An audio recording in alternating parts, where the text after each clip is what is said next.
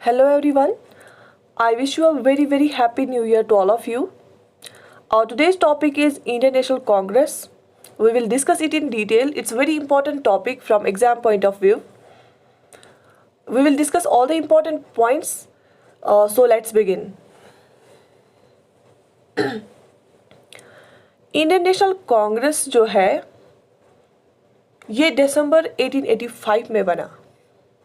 ये बना बम्बई में और जो पहला सेशन इसका हुआ कहाँ पे बना, सर तेजपाल संस्कृत कॉलेज बम्बई इन दिसंबर 1885।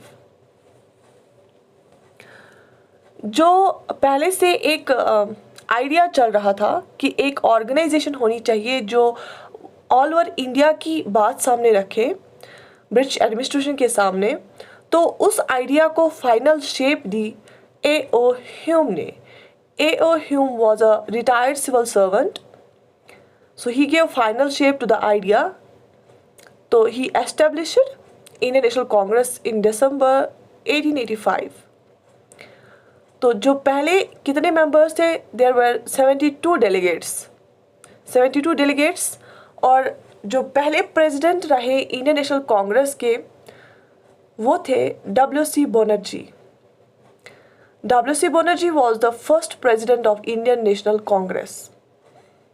और जो ये इंडियन नेशनल कांग्रेस बनी इसमें ये कहा गया कि हर साल दिसंबर में ये मिलेगी।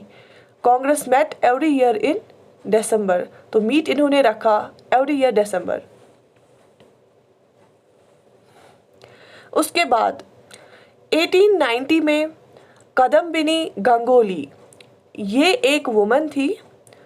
She was first woman graduate of Calcutta University and she addressed Indian National Congress session in 1890.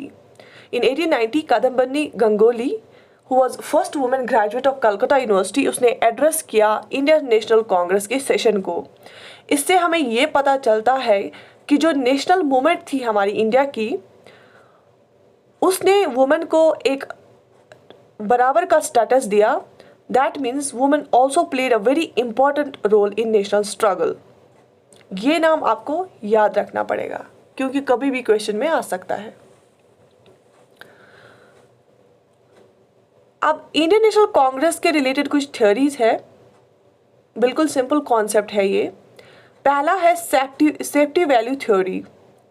Safety value theory जो है ये लाला लाजपत राय ने असल में दी थी।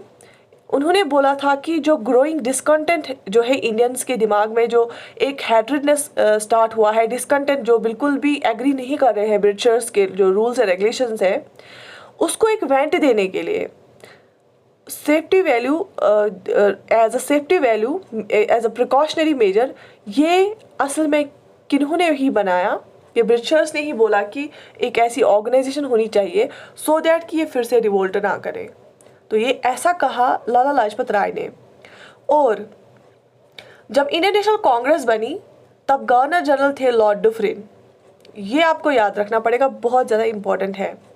Lord Dufferin was the governor general of India at the time of establishment of the Indian National Congress in 1885।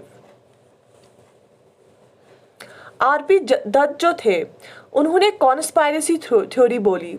R P. Dutt ने बोला कि जैसे 1857 में रिवोल्ट हुआ तो वो फिर से एक मॉब जैसी सूरत ना हो, फिर से एक रिवोल्ट जैसी सूरत ना हो, उसको दबाने के लिए ये थ्योरी, ये कॉन्स्पायरेसी ब्रिटिशर्स ने की है और इन्होंने इस ऑर्गेनाइजेशन को बनने दिया है। और जैसे हम जानते हैं कि इसको स्टार्ट जो किया है उसमें हेल्प की ह्यूम ने, जो एक ब्रिटिश सिविल सर्वेंट थे। तो A.O. ह्यूम को बोला जाता था he is a lightning conductor. Lightning conductor मतलब कि एक कैटलिस्ट उन्होंने रोल प्ले किया। अगर ये कोई इंडियन स्टार्ट करते, आपस में जो इंडिया के लीडर्स थे अगर वो स्टार्ट करते, बोलते हैं कि ब्रिटिश उनको कभी स्टार्ट नहीं करने देते, लेकिन A.O. ह्यूम ने स्टार्ट किया तो ब्रिटिशर्स को कोई ख़तरा ऐसा महसूस नहीं हुआ, तो इन्होंने इस ऑर्गेनाइजेशन को बनने दिया।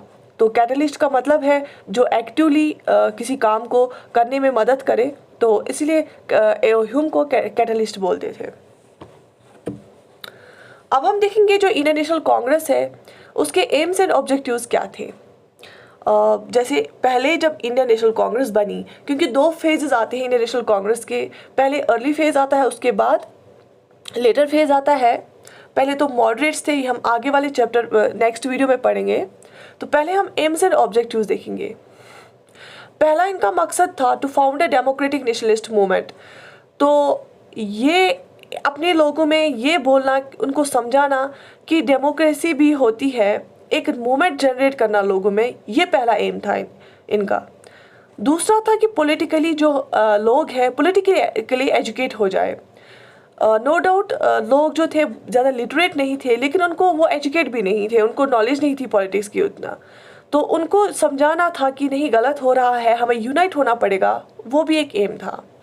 और एस्टैब्लिश करना था हेडक्वार्टर्स को इस मूवमेंट के लिए, क्योंकि हमने देखा जो रिवोल्ट हुआ वो क्यों सप्रेस किया गया, वो क्यों फेल हुआ, क्योंकि उसमें एक ऑर्गेनाइज्ड फॉर्म में वो स्टार्ट नहीं हुआ था।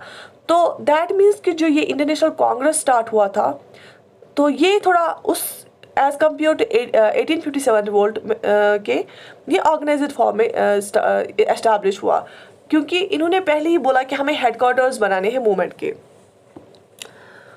और इन्होंने बोला कि हमें आपस में जो नेशनलिस्ट पॉलिटिकल वर्कर्स हैं from different regions, from different parts of the country, आपस में हमें फ्रेंडली रिलेशंस रखने हैं, एक अच्छे रिलेशंस रखने हैं, क्योंकि एक ही जो नेशनलिस्ट मूवमेंट लीडर्स जो थे उनमें भी डिफरेंस ऑफ ओपिनियंस आ सकता है, लेकिन हाँ, despite having the difference of opinions we should have friendly relations.